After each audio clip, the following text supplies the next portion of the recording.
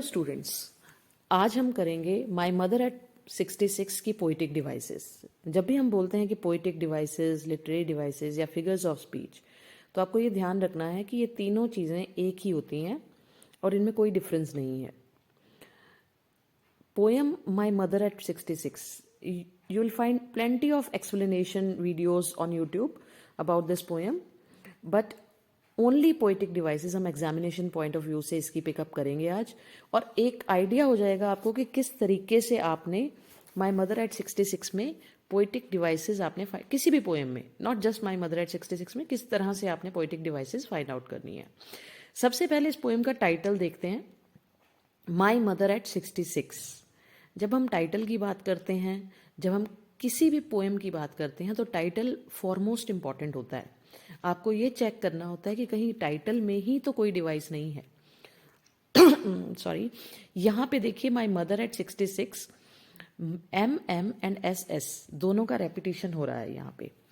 When ever a consonant sound is repeated more than once in a line is known as alliteration.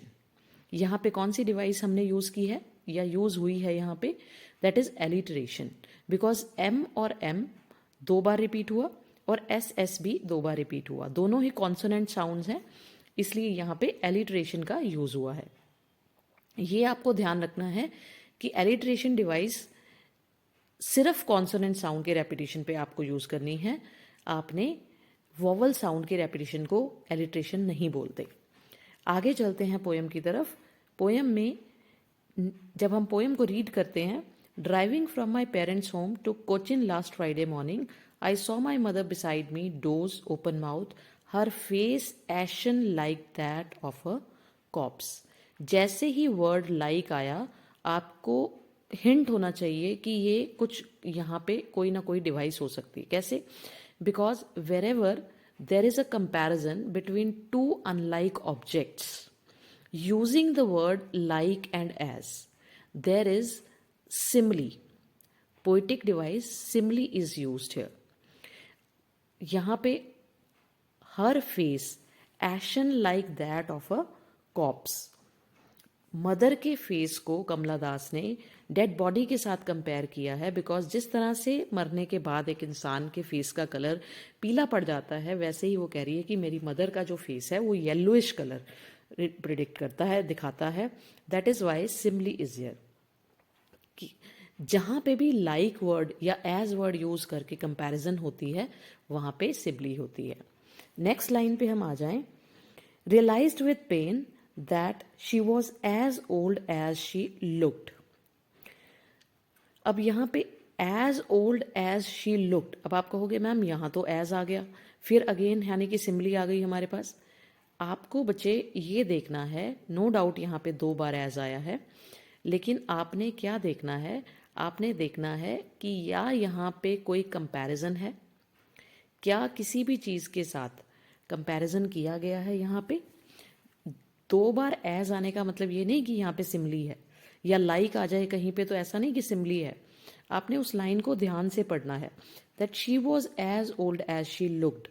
यहाँ पे तो मुझे कोई comparison नहीं नजर आ रहा, तो इसका मतलब यहाँ पे कोई डिवाइस नहीं है। हम इसके बाद आगे चलते हैं। But soon put that thought away and looked at young trees sprinting. Young trees sprinting, the merry children spilling out of their homes. अब यहाँ पे young trees sprinting जब हम बोलते हैं, तो young trees sprint, sprint का मतलब होता है रेस। क्या यहाँ पे trees रेस कर रहे हैं? नहीं। यहाँ पे मेटाफर डिवाइस का यूज हुआ है, बिकॉज यहाँ पे 2 चीज़ों को की कंपैरिजन तो हो रही है, लेकिन डायरेक्ट कंपैरिजन हो रही है। ट्रीज कभी रन नहीं करते, ट्रीज कभी रेस नहीं करते। यहाँ नीचे अगर आप देखें तो यहाँ एक मीनिंग, जो वर्ड मीनिंग बॉक्स है, यहाँ पे भी दिया हुआ है कि short race, young trees sprinting में, ये देखिए यहाँ पे शॉर्ट रेस आपको मिल जाएगा लिखा हुआ। तो ये जो ट्रीज हैं ये स्प्रिंट कर रहे हैं, यानी जैसे वो फॉरवर्ड मूवमेंट में आगे जा रही है, तो ट्रीज जो उसे पीछे जाते हुए नजर आ रहे हैं। That is why metaphor device यहाँ यूज हुई है। नेक्स्ट फ्रेज देखिए, द मैरी चिल्ड्रन स्पिलिंग, यहाँ पे अगेन मेटाफर का यूज हुआ है, बिकॉज आप देखो कि कभी भी चिल्ड्रन जो हैं, बच्चे जो हैं, वो स्पिल नहीं करते। बेसिकली दूध के लिए, पानी के लिए हम इन के लिए स्पिलिंग वर्ड का यूज़ करते हैं। यहाँ पे हमने लिखा है मैरी चिल्ड्रन स्पिलिंग। तो मैरी चिल्ड्रन जो हैं, हंसते हुए बच्चे जो हैं बाहर निकल रहे हैं अपने घरों से, जो उन्हें स्पिल वर्ड उसके लिए यूज़ किया है, जो कि एक कंपैरिजन कर रहा है किसके साथ, इस वर्ड के साथ हमने डायरेक्ट कंपैरिजन कर दिया, किसका, पानी बिखरता है या दूध। तो ऑब्वियसली यहाँ पे डायरेक्ट कंपैरिजन हो गया, इसकी वजह से हमें यहाँ पे मेटाफर का यूज़ हुआ है। नेक्स्ट लाइन पे आ जाते हैं हम, नेक्स्ट डिवाइस पे आ जाते हैं rather, away and I looked again at her wan pale as a late winter's moon. ये थोड़ा सा मेरा जो है कर्सर जल्दी चल रहा है, तो लेट विंटर्स मून, अगेन यहाँ पे सिमली डिवाइस यूज हुई है, बिकॉज अगर आप देखो wan pale as a late winter, उसके फेस को अगेन हमने किसके साथ कंपेयर कर दिया, हमने लेट विंटर्स मून के साथ कंपेयर कर दिया। तो आपने देखना है कि कहाँ पे डिवाइस यूज हुई है।